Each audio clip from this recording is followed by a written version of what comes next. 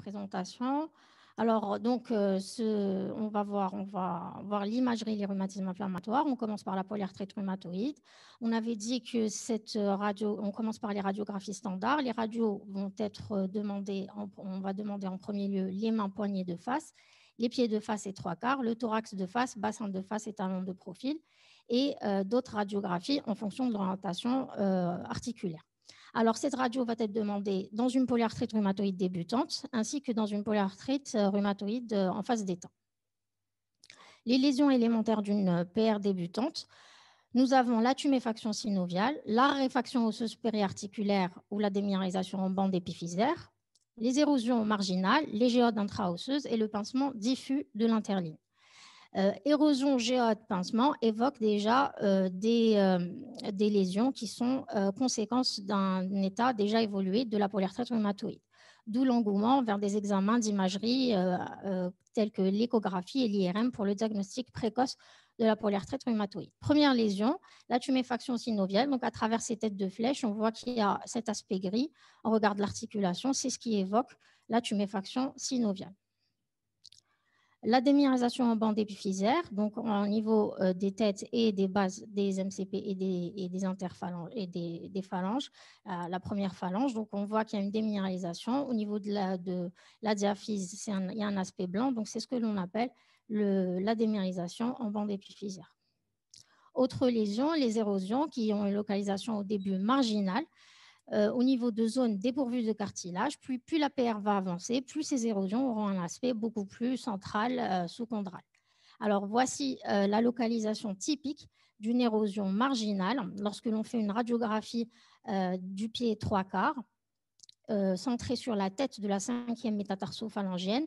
Donc ça évoque, on voit très bien que l'os est grignoté en marginal. C'est ce que l'on appelle l'érosion de la polyarthrite rhumatoïde débutante. Autre localisation d'érosion, là on voit que le carpe, mis à part un pincement radiocarpien, pas d'autres érosions. Par contre, en revanche, au niveau de l'ulna, il y a des érosions comme montré par les têtes de flèche. Le pincement, dernière lésion, pincement diffus de l'interligne. Alors l'échographie, lésion élémentaire de l'échographie à la PR débutante, nous pouvons retrouver des épanchements intra-articulaires, la synovite et hypertrophie synoviale, les ténosynovites, alors là, ça veut dire une inflammation de la synoviale. L'hypertrophie, c'est un peu l'équivalent du panus clinique. La ténosynovite, téno veut dire tendon, synovite, liquide au niveau du tendon. Bursite, c'est le liquide au niveau des bourses. Et les érosions, et vous comprenez bien que si nous avons l'intérêt de l'écho, c'est de détecter des érosions à un stade infraradiographique. Donc, on peut avoir une radiographie normale, et lorsque l'on fait l'échographie, on tombe sur des érosions infraradiographiques. Et l'échographie détecte beaucoup plus d'érosions que la radiographie standard. Et particulièrement, son intérêt va se voir au niveau du stade précoce de la maladie. Alors, on survole lésion par lésion. Tout d'abord, l'épanchement intra-articulaire, c'est du liquide, donc il aura un aspect noir à l'échographie. On dit qu'il a un aspect anéchogène. Synovite, hypertrophie synoviale, donc la synovite normale est fine et elle a un aspect hyperéchogène.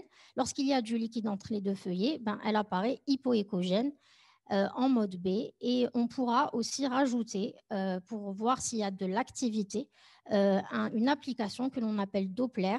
Et cette application va être gradée de 0 à 3 et elle reflètera l'activité de la maladie. On comprend aussi que si nous avons une PR avec l'hypertrophie mais sans Doppler, c'est quand même une synovite, mais on dira que c'est une synovite inactive. Voici l'exemple d'une image par échographie. Donc, nous sommes en regard de l'articulation entre la deuxième métacarpophalangienne et la première phalange. Tout ce qui est en noir, c'est la synovite. Le gris dans le noir, c'est l'hypertrophie synoviale et pas de chance chez cette malade. Quand on a fait le Doppler, on trouve une activité. Donc, on parle de synovite de la deuxième métacarpophalangienne active. Là aussi, donc on est en regard de l'extenseur des doigts. Voilà le tendon en coupe longitudinale. Il y a du liquide au-dessus et en dessous. C'est ce que l'on appelle la ténosynovite. Pareil, on met le Doppler, on a de l'activité. Donc, on parle de ténosynovite active au Doppler. Là, on est en regard de l'articulation du talon. Là, c'est la corticale du calcanéum, le tendon calcanéen qui est là. On note par cette flèche donc, comme un trou au niveau de la corticale, c'est ce qui évoque l'érosion. Mais surtout, ce qui nous intéresse, regardez ces têtes de flèche, eh ben, on a un aspect noir à ce niveau-là, eh ben, c'est un signe aussi évocateur de la présence très fréquente d'ailleurs au stade précoce de la polyarthrite rhumatoïde d'une bursite rétro-calcanéenne. Alors, pour les érosions, voici l'image typique d'une érosion à l'échographie. Donc, nous sommes au niveau de la corticale de la métacarpophalangienne. Il y a carrément un trou. Donc, voici l'interline articulaire normale.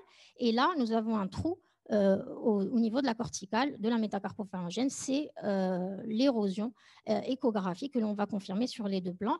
Et pareil, nous pouvons mettre du Doppler. Et si nous avons du Doppler au niveau de l'érosion, on parle d'érosion active. Et ça, bien sûr, c'est pour qui dit Doppler, dit inflammation, qui dit inflammation, dit destruction imminente. Alors, finalement, l'apport de l'écho, c'est utile au stade infraradiographique. C'est utile pour faire des gestes éco-guidés. Et également, ça incite le clinicien à débuter un traitement beaucoup plus fort et plus précocement lorsqu'il trouve des lésions actives par cet examen. Alors aussi, il faut savoir que c'est un examen qui est de plus en plus systématique et qui est réalisé au niveau pour diagnostiquer une polyarthrite à la phase de début. Alors l'IRM, c'est anecdotique, c'est vrai qu'on ne la fait pas dans le cadre de la polyarthrite rhumatoïde dans notre pays, mais dans d'autres pays, ça se fait. C'est juste pour vous montrer la lésion typique à l'IRM élémentaire, c'est ce que l'on appelle l'œdème osseux. Donc à travers ces flèches, tous les aspects blancs évoquent la présence au niveau du carpe, au niveau de l'ulna, des images d'œdème osseux. Maintenant, les autres lésions, c'est la même dénomination qu'à l'écho. On peut trouver des synovites, ténosynovites, bursites et érosion à l'IRM.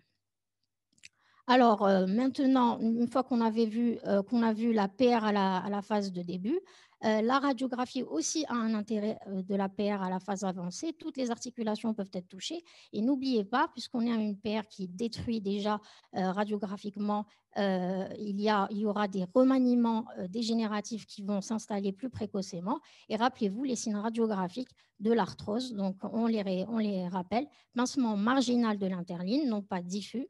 Ostéophyte, condensation et géode sous-chondrale. Alors, cliniquement, on le sait, il y aura des déformations et ces déformations vont se voir également par les radiographies. Alors, il y aura des déviations en coup de vent, des subluxations, luxations, des pouces en Z. Alors, comment nous allons voir ça au niveau de la radiographie standard? Alors, la déviation, on la voit en coup de vent cubital avec une radio.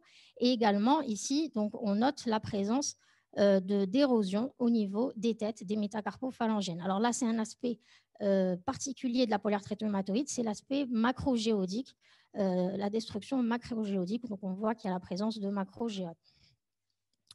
Autre lésion évoquant une phase évoluée de la polyarthrite rhumatoïde, c'est la présence des érosions au niveau articulaire, des géodes intraosseuses, donc à l'intérieur des os du carpe, et ainsi que les pincements. Donc, on note un pincement radiocarpien, intercarpien et carpo-métacarpien.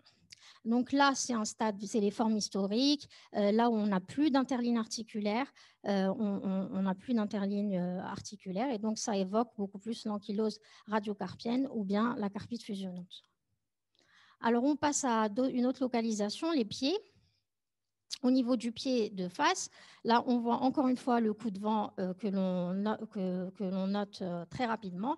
Au niveau d'une radiographie de la cheville de profil, là, on voit qu'il n'y a plus l'interline. Voici le talus, donc il n'y a plus d'interline articulaire sous le talus. Et donc, ça évoque une ankylose subtalaire et une arthrite talocrurale dans la polyarthrite rhumatoïde. Le talon de profil, donc on fait une radiographie du talon et de profil, et on voit encore une fois un os, un défect osseux en marge, c'est ce qui évoque une érosion, et ça c'est un signe indirect de la présence d'une bursite rétrocalcanéenne, d'où l'intérêt de compléter avec l'échographie. Alors, toutes les articulations peuvent être touchées. Là, on voit la tête humérale avec une érosion marginale, et aussi on note le pincement en regard de l'interline gléno-humérale avec des érosions sous-chondrales. Pareil pour le coude, donc pincement global diffus de l'interline articulaire. Alors, autre localisation très particulière à scruter dans la polyarthrite rhumatoïde, c'est la coxite rhumatoïde. Alors, on reprend, c'est un pincement global. Et là, regardez, c'est une forme un peu plus sévère. Donc, non seulement il y a le pincement, mais en même temps, il y a des érosions. Donc, c'est une coxite érosive. Alors, si on fait une échographie au niveau de cette zone, nous sommes au niveau de la jonction tête-col fémorale. Et là, tout l'aspect noir, c'est une inflammation, donc une synovite laxo-fémorale au niveau de l'astérix. Et si on met du Doppler, ben, on peut tomber sur de l'activité. Donc, ça évoque une synovite de la hanche active. Pareil au niveau du genou, un pincement global de l'interligne. Alors, ce qu'il faut savoir aussi, c'est qu'il y a une complication qui est très redoutable dans la polyarthrite rhumatoïde et évoluée, c'est la présence d'une atteinte du rachis cervical haut, qui va toucher les deux vertèbres cervicales, C1 et C2. Alors là, c'est une radiographie du rachis cervical de profil, et nous, ce qui nous intéresse, c'est de calculer la distance entre la deuxième vertèbre, l'odontoïde, et l'axis C1. Et si on trouve une distance qui est supérieure à 3 mm, ben ça évoque la présence d'un diastasis. Et donc, à partir de là, on va demander des examens un peu plus sophistiqués, type TDM, IRM, pour pouvoir confirmer, comme ici. Donc, on confirme par la présence d'un œdème la présence d'une atteinte de l'articulation C1, C2. Et ça va aussi orienter le neurochirurgien parce que c'est une complication qui est redoutable et qui engage le pronostic vital. Alors, en résumé, ce que l'on peut dire, c'est que dès qu'on suspecte une polyarthrite rhumatoïde, il faudra faire une batterie de radiographie standard obligatoire. C'est les mains poignées de face, les pieds de face et 3/4, le thorax de face, le bassin de face et talons de profil. Alors, si nous sommes dans le cas d'une PR débutante, l'échographie a toute sa place puisqu'elle va nous détecter des lésions infraradiographiques. On pourra trouver des érosions marginales que nous n'avons pas à la radio et des synovites, ténosynovites, bursites actives. En revanche, dans une PR avancée, il y a la place des radiographies standards pour faire le bilan lésionnel AT1 et aussi pour suivre la progression radiographique. L'écho et l'IRM peuvent être demandés pour faire éventuellement des gestes écho-guidés et aussi, lorsque l'on a vu, on suspecte la complication dont on a parlé, la luxation C1, C2. Alors, passons maintenant au groupe des spondyloarthrites. Alors, pareil que dans la PR, il y a deux phases. Il y a une phase infraradiographique où l'IRM prend toute sa place. Alors, l'IRM, c'est beaucoup plus pour le diagnostic précoce d'une spondylarthrite axiale. Et pourquoi elle est intéressante? Parce que c'est le seul examen qui détecte les lésions inflammatoires, en plus des lésions structurales que l'on pourrait avoir par d'autres examens. Et maintenant, si ce n'est pas axial, si c'est une spondylarthrite anthésitique ou périphérique, dans ce cas-là, nous allons demander l'échographie. À un stade radiographique et avancé, là où on a de la prolifération osseuse, eh ben, on va demander des examens beaucoup plus classiques, radiostandard et scanner. Alors, le scanner va objectiver mieux les lésions structurales, mais aussi ça permettra de faire le point sur les éventuelles complications. Alors, quels sont les examens, les radiographies standards que l'on demande devant un bilan initial dans le cadre des spondyloarthrites? Le thorax de face, le bassin de face, la radiographie rachis-cervicale face et profil, radiographie dorso-lombaire face et profil et les talons de profil. Alors, nous avons une zone très importante à rechercher quand on fait une radiographie du bassin de face. C'est cette articulation-là qui va relier le sacrum à l'os iliaque. C'est ce que l'on appelle l'articulation sacro-iliaque. Alors, on regarde cette articulation, en fonction au fil de l'évolution de la maladie, ben, cette articulation va changer de forme. Alors, par ordre croissant d'évolution, nous avons le stade 1 où on va voir que cette interligne va avoir un aspect élargi. Stade 2 où on aura donc des érosions en regard de l'interligne. Le stade 3 où on aura de la condensation et plus précisément au niveau de la berge iliaque. Et pour terminer, il n'y aura plus du tout d'interligne. Et c'est ce que l'on appellera le stade final, le stade 4 de l'ankylose des sacro-iliaques. Voici une radiographie des sacro-iliaques de face normale. Voici les 3 stades dont on a parlé. Donc là, on voit très bien qu'on a un aspect élargi de l'interligne, ce qui évoque le stade 1. Là, on a comme un aspect grignoté qu'on dit en timbre de poste.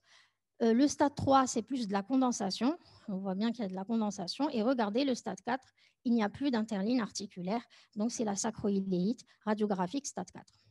Alors, cette radio aussi va être demandée, on l'a dit, pour explorer le rachis. Au niveau du rachis, la première lésion élémentaire que l'on va avoir, c'est ce que l'on appelle la spondylite de Romanus. Voici une radiographie du rachis de profil. Là, on voit l'aspect des vertèbres et regardez, au niveau des flèches, donc il y a comme de l'ostéocondensation des coins antérieurs des vertèbres. C'est une future mise au carré. Donc, on a l'aspect du vertèbre carré. Et ça, c'est très évocateur de ce que l'on appelle la spondylite de Romanus. Autre lésion, voici un rachis de profil et on voit que les vertèbres sont reliées entre elles par des ponts osseux. Ces ponts osseux sont très fins, ils sont verticaux et c'est ce que l'on appelle les syndesmophytes, par opposition aux ostéophytes de l'arthrose qui sont beaucoup plus grossiers et horizontaux. Alors, si on prend maintenant une radiographie du rachis de face, donc si on voit ces différents ponts osseux, ben, ça peut nous donner un aspect que l'on appelle de colonne en bambou. Autre lésion élémentaire, c'est l'ossification ligamentaire postérieure. Donc là, on voit qu'il y a des ossifications au niveau du ligament longitudinal antérieur et des disques intervertébraux. Et lorsque l'on a une ossification des ligaments interépineux, ben, on peut avoir cet aspect que l'on appelle image en rail de tramway. Autre lésion élémentaire, c'est la présence de cette érosion dans la vertèbre que l'on appelle spondylodicite d'Anderson. Alors, certes, nous avons vu l'intérêt des radiographies pour le bassin et le rachis, mais sachez qu'on va demander aussi ces radiographies pour explorer les articulations périphériques. Et l'articulation périphérique qui nous intéresse chez cet adulte jeune et qui peut compromettre son pronostic fonctionnel, c'est bien l'atteinte des hanches. Alors, voici une coxite de la spondylarthrite. Alors, on note le pincement concentrique coxo-fémoral, mais également, sachez qu'il peut y avoir plusieurs formes. La forme érosive est la plus fréquente, mais on peut avoir la forme engainante et la forme synostosante. Radiographie du talon de profil. Voici un talon normal et là, le calcanéum. Et on retrouve comme une ostéocondensation au niveau du bord du calcanéus. Et ça évoque le blindage calcanéen. C'est le stade initial de l'atteinte du talon, mais on pourrait avoir des lésions d'érosion, d'hyperostose à l'insertion tendineuse, et ça, c'est beaucoup plus tardif. Alors, nous ne pouvons pas parler des lésions radiographiques du groupe des spondyloarthrites sans parler du cas particulier du rhumatisme psoriasique. Le rhumatisme psoriasique fait partie du groupe des spondyloarthrites. Donc, quelques lésions typiques radiographiques de ce rhumatisme. Donc là, on voit qu'il y a une prédilection de l'atteinte des dernières phalanges avec une prolifération osseuse et un pincement articulaire. Là, c'est un aspect particulier du doigt ou de l'orteil qu'on appelle onycho-pachydermo-perostose du gros orteil, donc OP3GO. Là, on note des érosions marginales basses phalangiennes. Là, nous avons des érosions hyperostosantes de la métatarso-phalangienne. Et là, on a une apposition pérostée. Et là, on voit qu'il n'y a plus d'interligne articulaire entre les différentes phalanges. Et donc, on arrive au stade d'ankylose des interphalangiennes proximales. Alors, pareil, pour une autre radiographie des mains, centrée sur la P2, la phalange intermédiaire et la dernière phalange. Donc, on voit qu'il y a un aspect comme un crayon qui rentre dans une cupule. Donc, c'est ce que l'on appelle le penciling cup. Une autre lésion de calcanéie du rhumatisme pso. Alors, au lieu d'avoir le blindage qu'on avait vu tout gentil de tout à l'heure, là, on a carrément des érosions et de l'hyperostose et beaucoup de reconstruction osseuse. Donc, c'est très évocateur du rhumatisme pso. Pareil, le rhumatisme pso a un siège de prédilection au niveau du rachis cervical. Donc, là, on note les syndesmophytes et l'ankylose des zygapophysaires. Et aussi, là aussi, on a une coxite du rhumatisme pso. Donc, on voit que l'interligne n'est pas très pincée. En revanche, il y a beaucoup de reconstruction osseuse en regard des deux trochantères. Donc, c'est assez évocateur du rhumatisme pso. Alors, pour l'apport de la TDM, donc déjà, pour les lésions structurales, on les visualise beaucoup mieux. Là, on devine très facilement qu'il y a atteinte des sacro-iliaques. Il y a de l'érosion. Et ici, regardez un début d'ankylose au niveau des pieds des sacro-iliaques. Donc, on est à un stade pré-4. Pour les autres lésions, la spondylodicite d'Anderson, on la voit beaucoup mieux. Et aussi, c'est un bilan d'exploration des éventuelles complications, comme ici, une fracture vertébrale. Alors, l'IRM, on l'a dit quand on a fait le premier plan au début, et ben, l'avantage de l'IRM, c'est cette partie-là. Il va nous montrer des lésions inflammatoires à travers l'œdème osseux qui va se manifester sous forme d'hypersignal en STIR. Et en fait, cet œdème osseux va permettre tout simplement le diagnostic le plus précoce de la sacroïléite et de l'atteinte rachidienne. Alors, en plus de ça, grâce à l'IRM, on peut avoir une idée sur les lésions structurales, la dégénérescence graisseuse, et érosion et autres. Alors, voici l'aspect d'une sacroïléite à l'IRM. Donc, c'est ce que l'on a au niveau de la tête de flèche, et ça évoque une anthésite. Là aussi, en regard des aspects blancs là que l'on a, c'est le fameux œdème osseux donc, que l'on a en regard des deux berges articulaires de la sacro-iliaque. Là aussi, les érosions en regard de l'articulation sacro-iliaque avec une activité, on le voit, par les flèches, comme montré par les flèches. Alors maintenant, pour l'IRM du rachis, pareil, l'œdème osseux va se retrouver au niveau des coins antérieurs des vertèbres. Ça, c'est un stade initial, mais en fait, c'est un futur stade pourvoyeur de la mise au carré des vertèbres qu'on avait vu tout à l'heure, la spondylite de Romanus. Là aussi, grâce à l'IRM, on peut avoir des lésions inflammatoires, des coins inflammatoires postérieurs cette fois-ci, et la spondylodicite d'Anderson. L'IRM peut être demandé aussi dans les articulations périphériques, mais c'est souvent en cas de doute diagnostique. Et là, on voit très bien qu'il y a une atteinte avec de l'œdème en regard de l'articulation sous-talienne, donc ce qui peut évoquer l'arthrite talonaviculaire. Pareil, au niveau de l'aponévrose plantaire, donc il y a de l'œdème osseux au niveau de l'aponévrose plantaire et ça peut contribuer à faire le diagnostic précoce d'anthésite inférieure.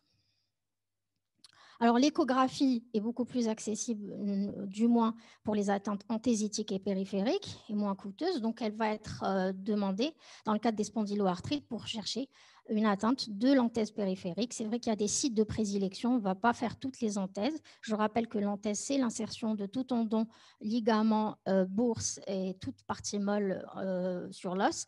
Et donc, on va plutôt choisir la zone du genou, le talon et les épicondyles latéraux. Alors, pour l'autre localisation que l'on va explorer, c'est les articulations périphériques. Et ben, comme tout à l'heure dans la polyarthrite rhumatoïde, on pourra rechercher de l'activité au Doppler et les lésions qu'on avait évoquées, élémentaires, synovite, bursite, ténosynovite, anthésite. Et ça permettra aussi de guider des infiltrations de corticoïdes de retard. Voici la lésion échographique que l'on voit en regard de l'anthèse du talon. Donc, voici le tendon calcanéen. Et là, le Doppler évoque une anthésite du tendon calcanéen. Autre localisation, donc nous sommes au niveau du doigt, entre la première et la deuxième phalange. On note la présence d'une périostite ainsi que voici le ligament fléchisseur. Il y a du liquide au-dessus et en dessous, donc ça évoque la ténosynovite des fléchisseurs. Au niveau du talon, voici le calcanéum et l'insertion du tendon achilléen en haut. Et l'aspect que l'on voit ici noir qui se rehausse au Doppler évoque l'anthésite avec perte de continuité de l'insertion tendineuse, la présence d'une anthésite du tendon calcanéen active au Doppler. Alors, en résumé, ce que l'on peut dire, c'est que dès que l'on suspecte une spondylarthrite, nous allons demander une batterie de radiographie, à savoir thorax de face, bassin de face, rachis cervical face et profil, rachis dorsolombaire face et profil, talon de profil. Lorsque l'on est dans un stade de début de la maladie, tout l'intérêt est de l'IRM, du moins dans l'atteinte axiale, et c'est ce qui permettra de faire le diagnostic d'une entité déjà bien reconnue que l'on appelle la spondylarthrite ankylosante axiale non radiographique. Ça permet d'évaluer l'activité de la maladie. L'échographie, quant à elle, sera beaucoup plus demandée lorsqu'il y a une atteinte périphérique avec un zoom particulier sur l'atteinte de la coxo-fémorale et de rechercher une coxite débutante. Ainsi que ces deux examens-là aussi auront un intérêt capital puisque c'est grâce à ces examens-là qu'on pourra faire un suivi d'imagerie de progression structurale sous traitement, éventuellement sous biologique. Par contre, dans le cadre d'une SPA avancée, la radio a toute sa place pour faire le bilan lésionnel au temps T1 et aussi à suivre la sévérité, la progression radiographique. Il y a même la présence de scores qui évaluent la progression radiographique. L'IRM et la TDM seront plus demandés quand on va rechercher des complications type fracture, ectasie diverticulaire. Alors en conclusion, ce que l'on peut dire, c'est que le diagnostic des rhumatismes inflammatoires chroniques est avant tout clinique. qu'il y a une place incontournable de la radiographie standard et que ces dernières années, il y a un engouement de plus en plus systématique pour ces deux examens-là, échographie beaucoup plus pour l'APR, IRM beaucoup plus pour la SPA axiale, car n'oubliez pas, il y a une stratégie dans le traitement de ces rhumatismes, c'est de les diagnostiquer le plus tôt possible avant qu'il y ait des lésions irréversibles, là où on ne peut pas revenir marche arrière, et dans ce cas-là, le but, c'est de les diagnostiquer. Le pronostic sera meilleur et le traitement sera instauré beaucoup plus rapidement et il aura beaucoup plus de chances d'être efficace. Et je vous remercie de votre attention.